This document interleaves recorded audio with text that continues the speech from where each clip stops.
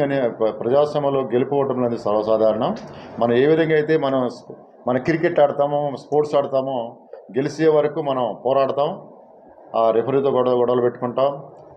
గెలవాలి అని చెప్పి తాపత్రయంతో చాలా చేస్తాం.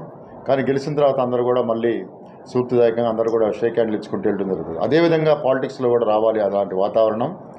కాబట్టి కార్యకర్తలందరూ కూడా తెలుసుకోవాలి. ఆ పార్టీలో పనిచేసినటువంటి కష్టపడి పనిచేశారు. ఒక పార్టీ గెలుపు కోసం, ఒక నాయకుడి కోసం గెలుపు కోసం చేశారు. ఆ గెలుపు ఓటమి సర్వసాధారణం. కాబట్టి తీర్పు సంక్షేమంగా డీజేలు పెట్టి బజార్లో ట్రాఫిక్ జామ్ చేయడం కానీ నిషేధం. అదేవిధంగా ఈ బెట్టింగ్ అనేది కూడా నిషేధించడం జరిగింది. ప్రజా తీర్పు మీద కూడా మరి బెట్టింగ్లు పెట్టడం అనేది చాలా దుర్మార్గం.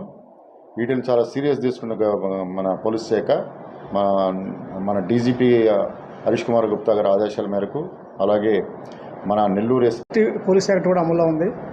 దీని ప్రకారం నగరంలో కానీ రూరల్ ప్రాంతంలో కానీ ఎటువంటి సభలు, సమావేశాలు, ఊరేగింపులు జరపరాదు, నిషేధం. వీటికి ఎటువంటి అనుమతులు లేకుండా ఎవరైనా అటువంటి ఊరేగింపులు జరిపితే వారిపై చట్టరీత్యా చర్యలు తీసుకుంటాం. అంతేకాకుండా ఈ పాటికే రౌడీ షీటర్స్ అందరినీ కూడా మేము బైండ్ చేయడం జరిగింది.